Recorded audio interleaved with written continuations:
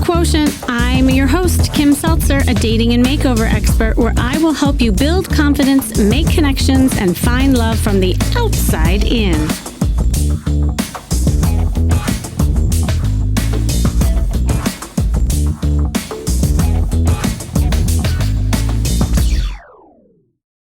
I'm back doing another episode of Where Are They Now? And for those of you who hadn't heard the first episodes of this series, I will recap. As you know, I coach a lot of people. And of course, you have heard me coaching people live on this podcast with Coaching with Kimmy episodes. I have also done a ton of clients who I send off into the world after coaching with them. And it's so amazing and rewarding when I hear countless success stories and read thousands of emails of previous clients updating me on how their life has improved and often how they find love. In fact, I just got an email literally 5 minutes before I pushed record of a woman who showed me a picture of her and her new husband. And this was somebody that I worked with years ago. And so all of these inspirational, and there's these stories really inspire me. And I do love being able to share those with you. And so I do these Where Are They Now episodes to inspire and motivate you by hearing what happens to people after I work with them. And whether that is on a podcast or working with them over time as clients, I hope you listen to these and get inspired by people's successes and know that success can happen to you too. And it all starts with a call. And that's exactly what happened to this guy that I'm bringing on today. It's a very uplifting success story, and success is always different for everyone. I met him through a workshop he attended a while back, actually, I want to say almost a year ago, and decided to hop on a free call I offered afterwards to explore ideas of how he could be more sexy in his confidence and a more sexy dater. And he decided after that phone call to invest in coaching with me by taking my co-ed dating class and eventually private coaching sessions, which included in-person shopping and a flirt session. He realized he needed guidance and practice with flirting, building emotional connection, building sexual tension, improving his body language, all that good stuff that goes into dating. And he knew he was a good listener, but often felt misunderstood by women.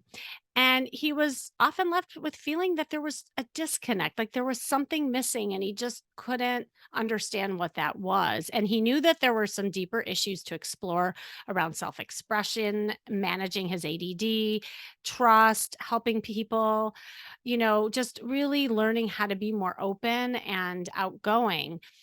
And he considered himself an introvert, but I wanna say I don't really think he was after I got done with him, but I'll let him tell the rest of that. But overall, he knew he was in his head a lot, very analytical, and that also was tripping him up.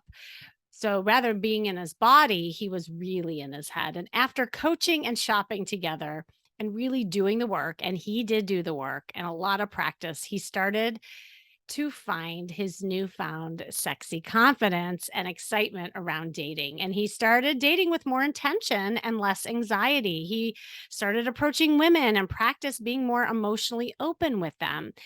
He is now finding himself feeling more relaxed, is feeling more confident in his skin, but I will let him tell the rest. Welcome, Peter. Thank you, Kim. Thank you very much. It's so good to have you here. I mean, what a journey, right? Oh, yes. What a journey. Yes. And I had to travel down to California because I live here in Washington State. So it was a travel. Yeah, yeah. Well, look, I had a woman come from Australia, so it wasn't too bad. But nonetheless, it was a journey. And I obviously set it up a little bit and just like some of the stuff you were struggling with, but I'd love for you to share with everyone what was your life before you and I started working together? And do you remember that guy? Oh, yes. Yes. And so basically, I was married for 22 years. And when I was going through my divorce, I just felt like the pits. I mean, like you, a very similar path. You just, Yeah. here I am now, single. And now I didn't feel really good about myself. Anybody out there who's been through a divorce knows what it's like. You just feel like the world's down on you, and you feel like you don't feel like you feel attractive. You don't feel attractive at all. So I went through a year of healing of after my divorce, and then it's about a year later I wanted to date, but I didn't know how. I didn't know. I hear I've been married for 22 years. I thought I knew everything. No, it's not the same. It wasn't. So I went and got a personal styler to come help me, and she was really good, but she didn't really dress me for styling, for dating. I didn't really have that sexy extra image that really what Kim was trying to help me do. So I did that, and yes, I went on a date. I met this girl, woman online, and we dated for about 3 or 4 months. And but as I got to know her, she wasn't really well matched for me, and I didn't understand my boundaries or what's negotiable. But she ended up being, she was married and didn't know this, but she was married, and then she was in her husband was a convicted felon in and out of prison for their during their years of their marriage. So to me, that was a very big red flag, and I knew this was not a good thing match for me. And then I just started discovered that what my boundaries really are, what is really negotiable, what is not. So that's when I decided, I really need to get down, get some rules of dating out there for the 21st century. So Kim introduced me. I found Kim in a class person named Marnie who does a lot of. I subscribe to her emails and I get everything, but she has subscribed me to a 40s, 50s, 60s dating for in the 40s, 50s, and 60s. So I took class, and there was Kim. She was giving an introduction on dating, so that I learned a lot just from that class. And so I was very intrigued with Kim's teaching. I said, well, maybe there's something more. And she offered me to do. I guess we got on. You went through your class, Kim, and then we did your class. But then afterwards, you said you would do personal coaching. So then I had a one-on-one session with Kim, and we talked a little bit about my my expectations were and what I wanted. And then after thinking about it, you know what? I took the big plunge. I said, listen, I'm going to do this. I'm going to invest in myself. And I really wanted to do that. So I really learned a lot about myself. And I think the big thing was that this was a good learning experience for me going through this. Wow.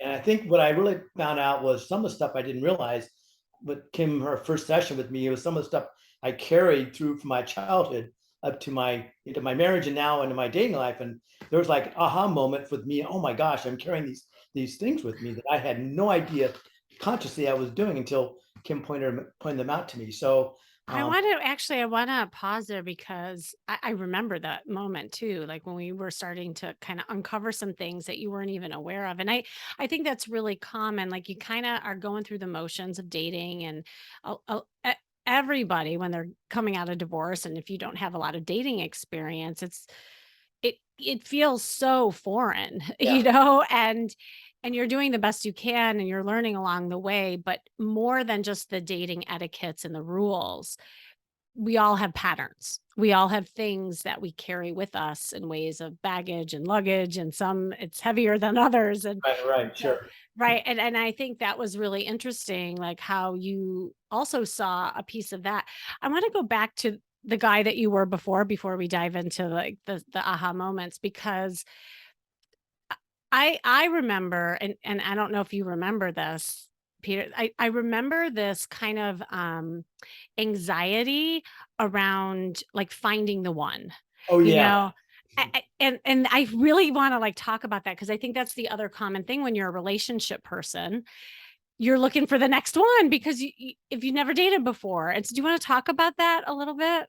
yeah. I guess in my early, well, first of all, I want to make a point that wasn't brought up. I married late in life, Yeah. so I'm probably that's one thing I want to make a point. I got married late in life, so I was very very shy up to my mid 30s, and then I became uh, became more outgoing and stuff like that. So anyway, so I guess when I was younger, when I was starting dating in my 30s, really quote unquote dating in my 30s, I would always say, "Is this person the one?" And I always have these, anxiety because sometimes they didn't meet my expectations. Likewise, they wouldn't want to date me anymore. So I was like, well, gosh, this is like I've never really. What Kim taught me was live for the moment. Don't sit there and worry about, is this the one? No, now I have a lot more at peace with that. I can relax with that. So that's one thing that I can talk about with that. Yeah, no, and that's the thing is that a lot of people will go online or they'll go on dates and they're vetting for their next boyfriend or girlfriend, right? And it's like, is she the one? Is she the one? Are you my girlfriend? Are you my girlfriend? Yeah. And I think that was one of the things that I saw click and you really work through is how you can slow down and be present and just flirt and have fun. It was a new concept with you. And then I think the other thing I remember is just also how that counteracted with your values and how you were brought up and saying, okay, well, like what's right for me and negotiating that. Yeah. Right. Right. Yes. Yeah. You're like, yeah, I remember. Oh yeah, I Yeah. remember. Yeah, I do remember. Yes. Do you Peter, I don't know if you remember this, like, because you mentioned that other stylist that you were working with. Do you know, as I was looking back on my notes, do you know I even wrote it down that you said to me, quote unquote, "I don't need help with styling. I already got that covered." Really? Oh my gosh, did I say that? I do no, because that's not like when we before even you took the class. That's what's so fun about like going back in time and seeing where you were, where you are now. You're like, "No, I'm good there."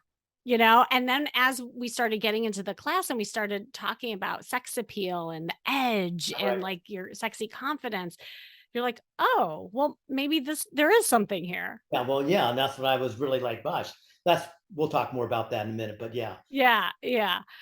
Well, and then finally, because I think this kind of bleeds into what was working for you as we were coaching together, I remember you also feeling very frustrated and it was like what I call dating anxiety. It's Right. like that frustration that you feel like when you're swiping right and left and you're going through like all these women and like nothing was sticking. Yes, yes, that's true. Yeah. Very true, yes, and I got well, I think there were some points on going through dating apps, and I Yeah. think there was thing that, and we talked about this too in our dating, and I'm an engineer, okay? Everything's analytical to me, and I write, you saw these texts, I write, 3 paragraphs on this. Yes. I'm going, Yes. Yes. Oh my god, I'm so glad you brought that up because I was going to if you didn't. But that was part of it is just learning how to flirt and yeah, keep the conversation going in a playful, fun way.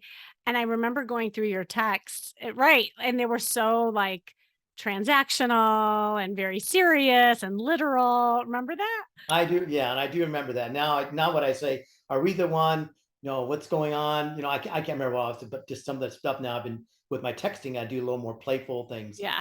texting. So now instead of being so serious and everything is in my job is very detailed and very analytical. So I try to separate that now and keep that my job where it is in that box, but now the dating world is different.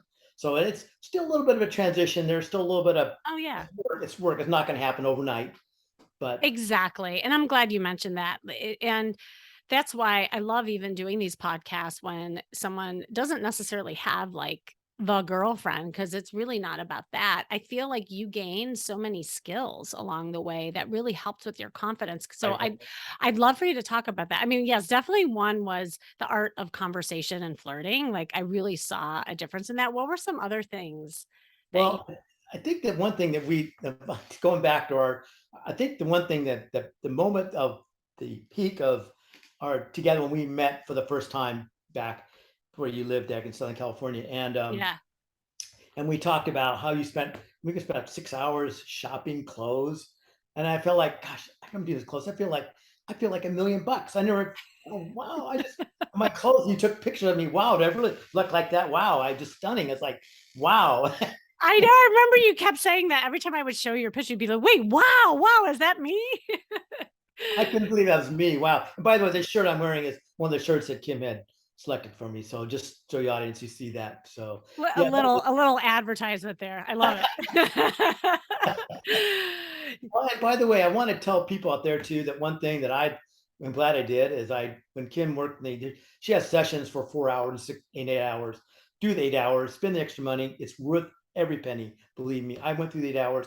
It was worth every penny. So the Aw, 4 hours doesn't give you really much of anything. It gives you a little bit, but 8 hours is really the investment. And the really the going to the dress, and then of course the big was top of the evening going to a bar and meeting people. And one thing that Kim worked with me on was flirtation, which I'm not good, wasn't good at flirtation, really, honestly. And she gave me these cues of when a girl's really attracted to how she looks at you. And I'm going, oh wow. I mean, here I was married for 22 years. I yeah. didn't know this. You probably had women looking at you like that And then all did along, and you didn't know it. I had no idea, but now I get it. And it's interesting. A few weeks back, this sort of an interesting story.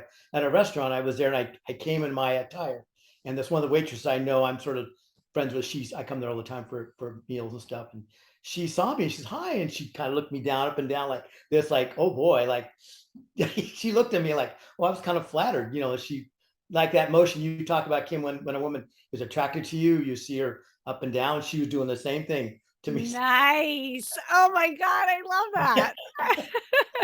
Well, and you had a really cute little moment at the bar. I would love Yes, for you to share that because that yeah, was that that, was kinda like it was like the cherry on top as we right. were ending our coaching. Yeah. Okay, so that was the red dress moment for you, but I wasn't wearing a red dress, was I? You were not wearing a red, but metaphorically, it was definitely your fire hot red moment. Yes, it was. And so anyway, so Kim asked me towards the end there, and Kim asked, "Why don't you talk to these two women?" And they were together, and I said, two of them? And I go, okay. So I was very, we talked the flirting, and I got the confidence with the flirting. So I Mhm. I walked up to them very chalant and very casual, like I was being very genuine, wasn't being trying to be some jerk or somebody. And I said, "Would you like to sit in these chairs? We're gonna leave here pretty soon."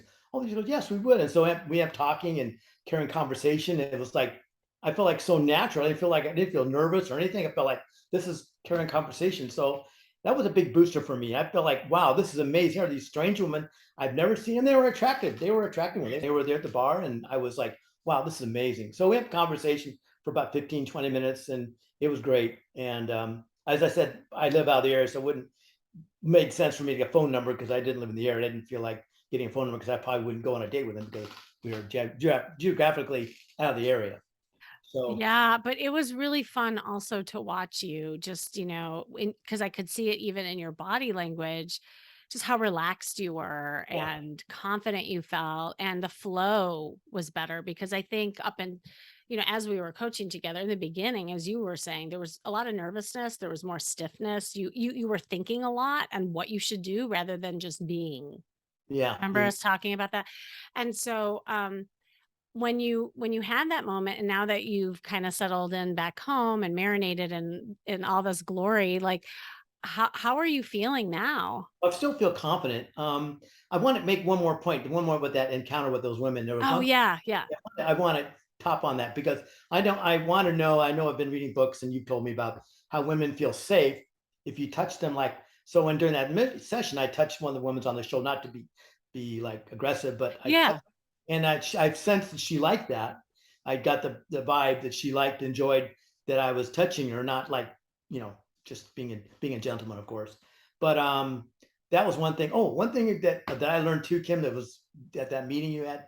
One thing that I did not know, a lot of the dating things I usually open doors for women. That's not a problem. But one thing that really threw me off was when you said about when a woman has to go to the restroom, you stand up and you wait till she gets, and then when she comes back, stand up again. I thought that was really I didn't know that all those years. Yeah.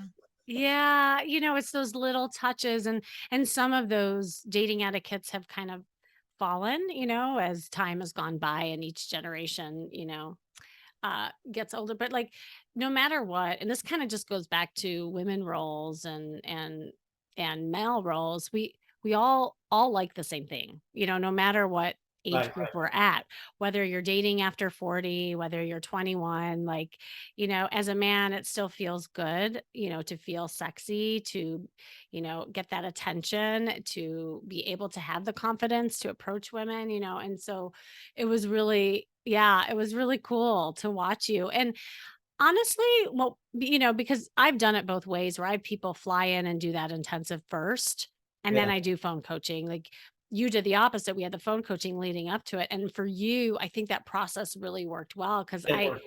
I saw you like really doing the work in between the sessions. Were there anything like even with our phone coaching that you remember that really impacted you to get to that moment? Well, I think the big thing, like I talked earlier about, was my big thing. Anxiety is about: is this the one person I'm dating? Is this Yeah. get away from that? Just be at the moment, be present at the moment. Things will, in a relationship, things will, if they're meant to be, it'll work in that direction. It's meant to be. So not to be pressured not to be. So I think that's one thing that I guess that I've learned from that. Um, Yeah, yeah, and expressing your feelings. To me, I saw you starting to, and I know you're still working on that. That, yeah, like you said, Rome wasn't built in a day. And I think, though, what I saw from you, and you tell me, the awareness really started happening yeah, right. with that. Like, just even the way your conversations were going and how you shared emotion and your stories, right? And just like those little kind of exercises that we did to help you become more aware of it. And I think the one thing that I'm working on still, just I said there's areas of growth that it's not like I say, you didn't build Rome in one day. That Right. I'm working on too is being more flirtatious, and I'm working that, trying to be with a little bit of twist of making it fun. And so that's a bit of some work for me to do. But I think as I encounter more women, I practice on that more. It's like more practice. And I don't, Yeah. that's what I what I do as a rule of thumb for me, whether attractive or not, I still, even if someone older woman, I'll still do that to her, just to practice. It's like I'm not like keeping up for the good looking woman, but now it's just for anybody to be playful and to be flirtatious, not to be like I'm trying to ask for a date, but just to be kind of fun. And that's what I've been working on, doing that for myself. And because you're doing that, how are you feeling now? Like, Oh, I feel better. Oh my gosh. Oh yeah. my God. Yes. I mean, big difference with that. And Yeah. Maybe the other growth that I'm doing is still a little bit of that fear of rejection. I'm still like, Mm. I know I can approach him, but initiate to make that final deal. Like, can I get your phone number? Can we meet sometime for coffee? Just a little bit of fear of rejection for me on that. So I'm still working on that. It's not, like I say, it's not going to happen overnight, but it's getting there. Really, it's just now. But I know those are things I need to work on as a man. I need to.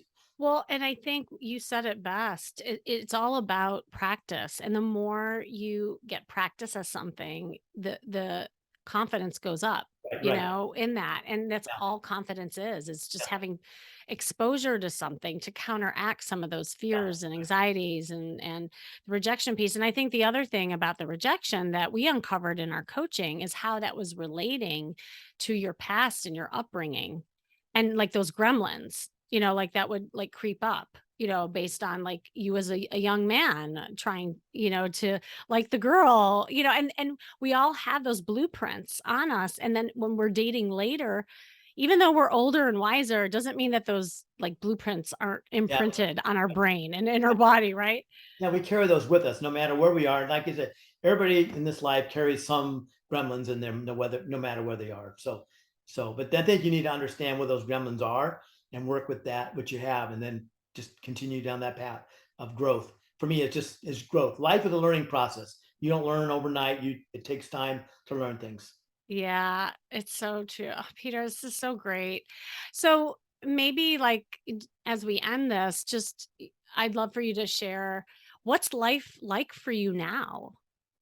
Well, I mean, okay, so I'm not like dating per se anybody seriously. Mhm. I have a few women I go out with that I keep where it's a very casual basis, but it's for me, it's like that point of just being myself at the moment and Mm. relaxing and not worrying about is this the one. I think that's really hard, and I'm still opening to other women to meet other women if they're out there available. I always approach women as I can. So, like I said, that restaurant the other day was a couple weeks ago. Whenever that waitress kind of did the up and down eye check, and Yeah, yeah. very, very flattering, very flattering. It But is, and if I can send you off with also a coaching tool for you and you listening, is that it's good to record those accomplishments and those moments that you have, like when you and I were coaching together, at the bar, or when you walk it with a little more swagger with your new clothes, or with that waitress, that moment you had. The more you record it and you visually see it, it also will help you with your yeah, confidence and knowing that you are different. You have changed. And you know what, Peter? You'll never go back to that guy that you were. oh no, I'm going forward, going forward. Always, always. Um, this is your story is such a common one. And what would you say if, someone is listening and they're wanting something different and they know that they have to do, but they're not sure about coaching or anything, any advice that you would give them? I've used Kim as a reference because I just happened to find Kim by that. But seek professional help to help you, because without Kim, I don't think I would have gotten where I was at today. Um, just if Kim's not the person for you for whatever reason, find someone Oh, who. of course I'm going to be the person. I'm a person for everyone. I don't mean, but if they're living in Australia, whatever, I'm totally kidding. or Yes. I mean, but obviously geographically not available, whatever. But I think for me, seeking professional help has been a very good wise thing for me because I would never have gotten the guidance. Yeah, I've watched YouTube videos and yeah, it was helpful and I've learned stuff. But being someone, see, I need like feedback. Give me Yes. what am I doing? What am I like? The thing with you showing me in that meeting or flirtation session, I would never have known that stuff. Watching you gave me the feedback. I was right there, and that was like, wow, that was a powerful tool that gave me some more confidence in myself and knowing what to look for. That's the key. Because like you say, a lot of women probably looked at me. I never knew that they were really attracted to me, but now I understand why. Now I need to be paying more attention because I didn't know it before. It's like, Oh here, my gosh. Yeah. And how did you then decide? Because I know you went through a process, like first you signed up for the group and you weren't sure about the private. Like, is there something that you can share that would help people like get over a little bit of the fear of doing that? Because maybe they know they need it, but they're not quite sure they want to invest or they're fearful of it. that's a tough one. I don't. For me, I don't know what to say about that one because mine was more like I'm motivated to change. I need to find some way to, and I knew the current path I was on was not going to really work truly for me. So I wanted, as I said, I just needed. I was motivated to change, and I needed somebody to kind of be my, I want to call it peer mentor or whatever. And I need, especially in a woman, because a man gives you feedback, but a woman, because that's what I want to be attracted to. I want to be attracted to women. And Yeah. I don't know them to give me the feedback. What am I doing wrong? I have a sister who doesn't tell me, but I have. But she's your sister. Yeah.